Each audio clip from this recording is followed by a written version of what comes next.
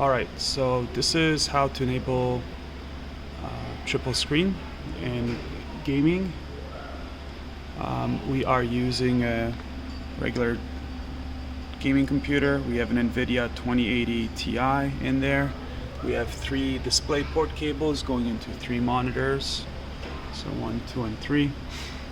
And what you want to do is right click on the desktop like this and go to the NVIDIA control panel. Okay, and this will pop up, and on the left here you'll see multiple menus. The one that you would like is configure surround physics, like this, and you should have 3 monitors here if everything's connected, 1, 2, and 3. And what you want to do is click on this little button here that says span displays with surround. Click on that, and then kind of counterintuitive, but then on the opposite side, or if your window is smaller, let's make it smaller. If your window is smaller, like so, on the bottom left, bottom right rather, you'll see apply. You click on apply, and this window will pop up. And so what this means is, this is what the software is looking for in terms of the monitor configuration. So it wants the monitor on the left to be number 2, monitor in the middle to be 3, and monitor on the far right to be 1. Now what we actually see on the actual monitors themselves is that the left monitor for us physically is number 1, the middle one is 3, and the far right one is number 2. So all we have to do is switch these 2 monitors around and we should be alright. So I'm going to put number 1 so it matches the actual monitor on the left, and number 3 is in the middle, as you see here, and then number 2 obviously is on the far right.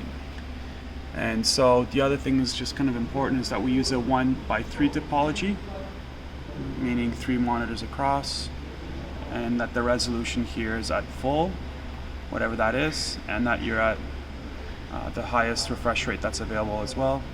And then you just have to click on enable surround. So there's enable surround. The monitors will flick like this. Okay, and you can tell it's in 3 monitor or triple monitor setup because not only is the number represented like this, but the wallpaper has actually stretched across the right and the left monitors because it's larger than the resolution of the center monitor. Alright, so we can close this off, we can close that off, and then let's just test it. So I'm going to run Assetto Corsa, which I think is what you have. See what happens here.